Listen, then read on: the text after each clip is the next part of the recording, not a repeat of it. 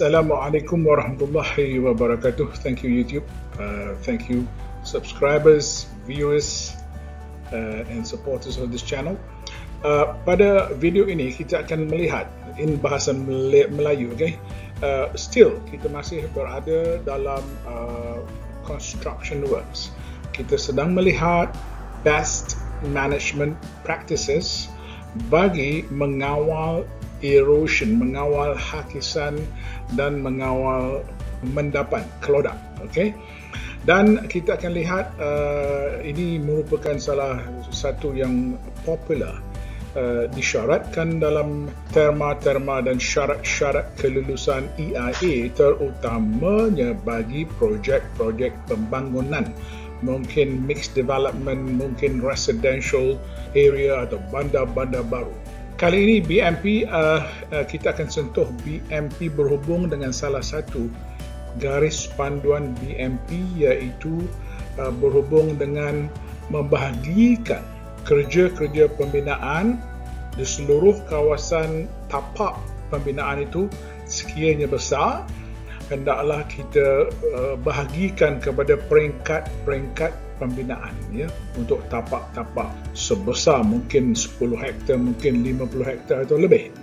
Baik, sebelum kita teruskan, saya mohonlah saudara-saudara Muslim saya sekiranya telah pun berada dalam masjid untuk fardu Jumaat, sedang khutbah atau sedang berada dalam mana-mana majlis ilmu, tazkirah dan sebagainya, tolonglah off video ni, dengar yang itu lebih afdal, dan saya doakan semua Jannatul Naim.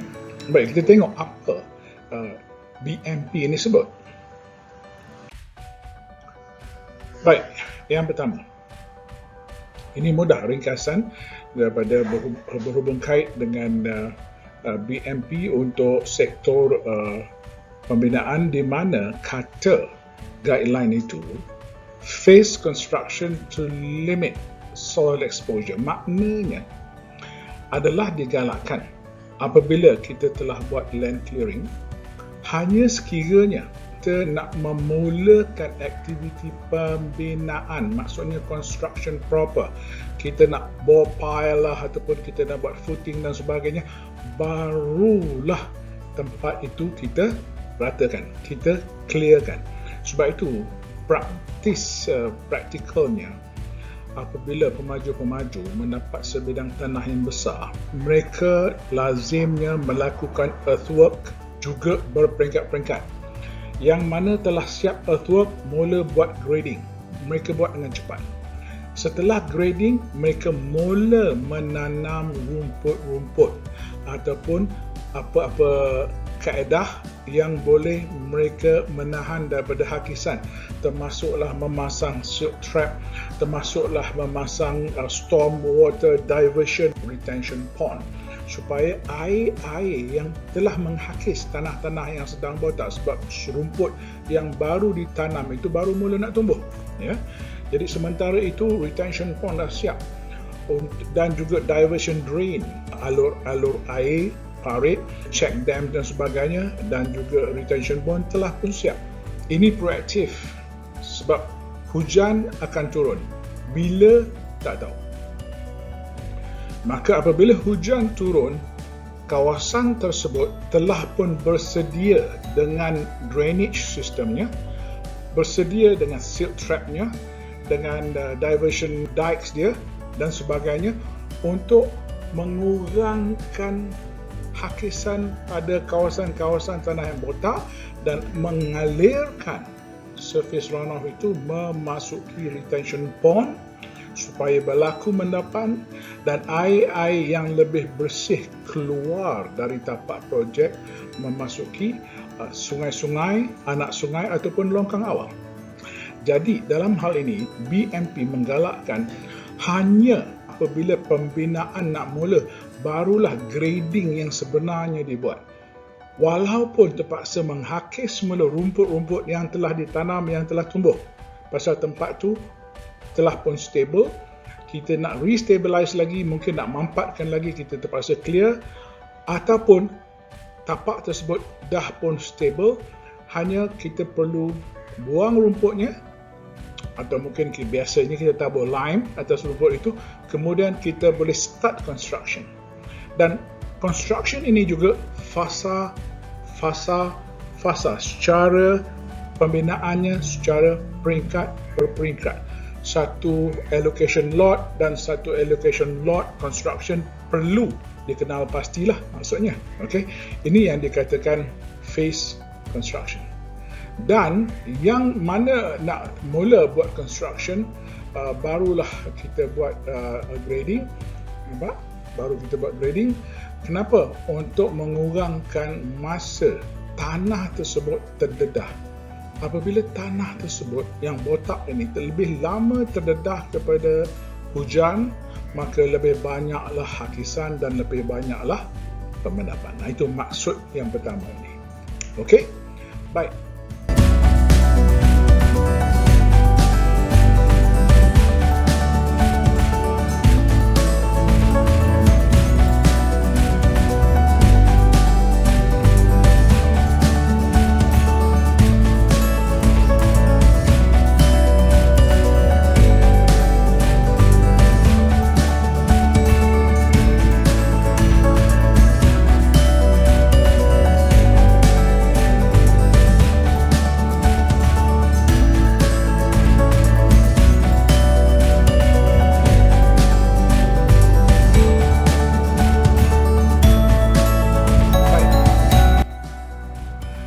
Fasa-fasa berikutnya dimulakan hanya apabila fasa yang terkini atau yang baru lepas ini atau baru nak siap ini, dia dah mula nak siap atau hampir siap, barulah kita pergi ke peringkat satu lagi. Yang penting kita mulakan pembinaan satu sektor dulu. Siap satu sektor ni, barulah kerja grading sektor kedua tu dibuat. Kenapa kena buat grading? Sebab dah mula nak construction. Grading yang lebih refine, architectural gradingnya, konturnya mulalah pasal tanah dah stabilize. Barulah the next peringkat yang kedua itu ataupun plot sektor yang kedua itu mula pembinaan, dan sektor yang pertama pun dah mula siap pembinaan. Apabila siap pembinaan dah mula tanam rumput, dah mula tanam landscape dan sebagainya untuk memastikan apabila hujan turun di tempat yang dah siap construction itu tidak berlaku hakisan. Tetapi dalam civil engineering, dalam construction work, dia lebih rumit dari itu. On paper, on theory, kita cakap senang. Jadi saya mohonlah sekiranya yang mendengar, melihat video ini adalah auditor, tak kira lah certification body auditor ke atau auditor employed by DOE ke, saya harap you dapat faham dulu selok-belok kejuruteraan pembinaan ini, kerana sebenarnya ada perkara-perkara yang rumit dan berlaku perkara-perkara yang overlapping. Tapi secara falsafahnya BMP ini jelas. Appreciate dulu kerja-kerja construction, terutama sekali sekarang ni masa video ni dibuat sedang berlaku COVID-19 dan sektor-sektor construction telah pun diarah tutup seluruh negara. You bayangkan construction ni ada proses flow, ada kronologi, dan kadang-kadang kronologi 1 dan 2 ni yang berikut ni dia ada kaitan. Apabila kita stop untuk pandemik dan apabila kerajaan kata boleh teruskan, maka kita mula balik from where we left. Dan kadang-kadang disebabkan faktor-faktor kejuruteraan, disebabkan faktor-faktor logistik dan lain-lain faktor, hanya civil engineer je yang tahu, termasuklah manpower, termasuklah equipment, termasuklah material, supply dan sebagainya. Kita dah berhenti lama tu, nak start balik, sambung balik kerja daripada lepas tu bukan begitu mudah. Apabila dalam keadaan macam ni, saya harap civil engineers, construction companies, project owners bersabarlah. You try to think smart of how to continue the work selepas MCO ni tamat, insyaAllah ya. So, additional phase ni dilakukan apabila tanah tersebut dah mula stabilized. Ini selepas land clearing, grading tanah itu destabilize dahulu. Stabilize ni dalam construction bukan bebas dari gempa bumi. Maksud stabilize ini, tanah tu mampat, dah ready untuk construction. Sifat-sifat tanah untuk construction you boleh refer dengan civil engineer. Saya bukan civil engineer, Pak Cik ni belajar daripada civil engineer, dan ini yang saya faham ketika kita buat audit dulu. Kita belajar tentang construction dan macam mana kita nak appreciate kerja-kerja construction. Jadi fasa-fasa baru hanya dilakukan setelah fasa yang awal tu selesai construction atau hampir selesai construction. Kita mulakan fasa baru, itu pun dengan syarat tanah itu tidak stabilize. Mungkin dah ada rumput, mungkin dah dibuat treatment dengan mungkin lime. Yalah, biasanya soil stabilization yang dia buat sewaktu grading lagi. Masa land clearing, masa grading, tanah itu biasanya destabilize dahulu, dan terdapat banyak cara stabilization tanah. Pada zaman saya yang popular, mereka menggunakan slake lime, tak silap saya calcium carbonate. Sebab apa? Tanah limestone misalnya, dia lebih banyak kandungan sodium, dan sodium dalam tanah ini, minta maaf kalau saya salah, soil scientist, geologist kalau ada tolong betulkan saya kalau saya salah. Sodium dalam soil, dalam tanah ini, dalam limestone punya ataupun silt ataupun mud punya jenis tanah ni ada sodium. Sodium ni tak berapa elok untuk construction, untuk kita mampatkan tanah, kerana tanah payah mampat sekiranya ada sodium. Biasa dia akan letakkan kapur, biasa dalam construction sebut kapur, slake lime. Tujuan dia, kalsium daripada slake lime tu akan tolak sodium. Ini chemistry sikit lah, senang lah, make simple, cation ionic tu, tolak sodium keluar daripada struktur itu. Sodium akan jadi bahan lain, dan kalsium akan berada dalam tanah itu dan menyebabkan berlaku proses pengeringan pada tanah, maka tanah lebih mampat. Pasal sodium dia attract air, dan apabila dia attract air, tanah itu akan menjadi lembut. Maksud ini tanah yang lembut tidak sesuai untuk construction. Kalau saya silap, civil engineers tolong betulkan, dan kalau ada kekurangan tolong tambah dalam komen ya. Sebab itu stabilization tanah selepas earthwork and dan especially grading, dilakukan stabilization waktu grading ni lagi, atau sebelum grading dia hancurkan tanah itu dan dia campurkan mungkin bahan-bahan kimia. Ada yang mungkin pakai slake lime, ada yang hari itu saya jumpa campur sekam tadi, campur simen, campur tanah tempat tu, dia buat composite, really good. Itu murah lah pasal banyak sekam kat situ. Ada yang campurkan lime, slake lime dengan simen. Ada juga pakai bahan-bahan grouting. Ini saya tak pernah recommend petrochemical products ini. Tapi saya serahlah pada civil engineer, you know what you do. Ada juga pakai chemical stabilization, guna calcium chloride, sodium chloride ataupun sodium silicate dan sebagainya. Lihat, ini kalau tanah-tanah itu tak silap saya tanah organik, rasanya mungkin dia akan pakai ada satu bahan dipanggil chrome lignin.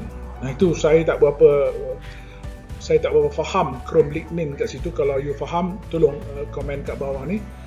Dan lazimnya dia buatkan mechanical stabilization, di mana beberapa jenis tanah dia campurkan dengan tanah di situ, dia mix, kemudian dia letakkan atas tempat yang nak buat construction sebagai satu layer. Kadang-kadang untuk buat jalan raya, kadang-kadang biasanya buat untuk jalan raya lah, dia buat base, especially jalan raya ataupun highway. Selepas grading tu, tanah tu destabilizekan dengan geotextile, dan dia akan masuk satu lagi layer tanah dan beberapa layer, dan tanah yang datang itu tidak bercampur dengan tanah asal disebabkan geotextile. Ini juga satu jenis stabilization saya lihat semasa highway lah. Okay? Dan satu lagi,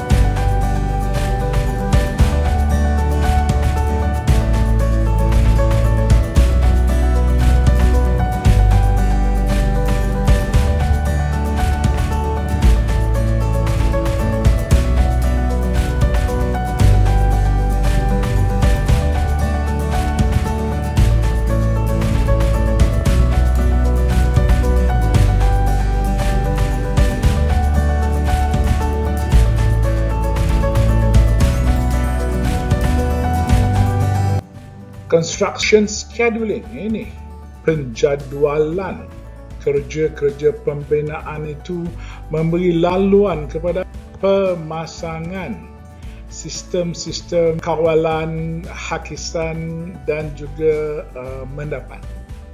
Ini saya rasa hari ini dah tak masalah ini. Kecuali kalau ianya bukan projek yang besar, projek yang kecil, mungkin di situ ada masalah. Dan dalam scheduling, construction scheduling yang saya lihat lazimnya dah ada. Alright, in fact dah ada timing dia. Okay, itu yang saya takut sekarang ni apabila construction ni stop memberi laluan juga untuk soil stabilization selepas grading.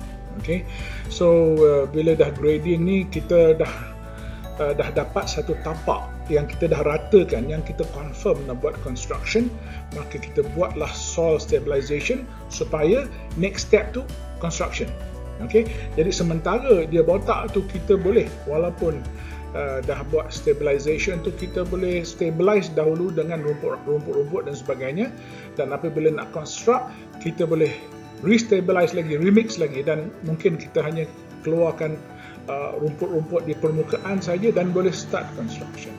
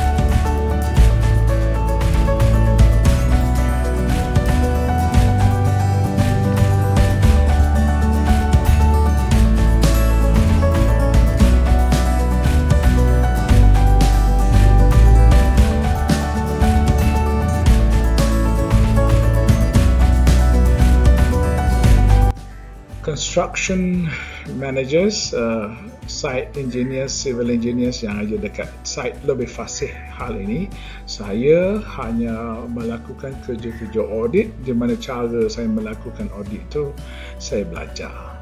Dan apabila kita belajar, kita faham aktiviti itu, barulah kita audit, compare apa dalam dokumen dekat site.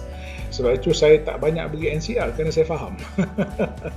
Okay, saya rasa video-video yang ada pun saya harap cukup memberikan sedikit exposure visual. Baik,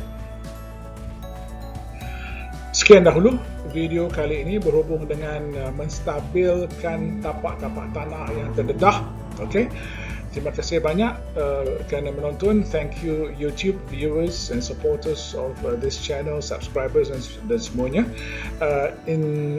Until we meet in the next video, saya sudahi dengan stay safe, get vaccinated. Okay, kita doakan construction yang mana dah berhenti ni dapat dimulakan balik, and please pay attention to your SOP. Saya sudahi dengan Assalamualaikum warahmatullahi wabarakatuh.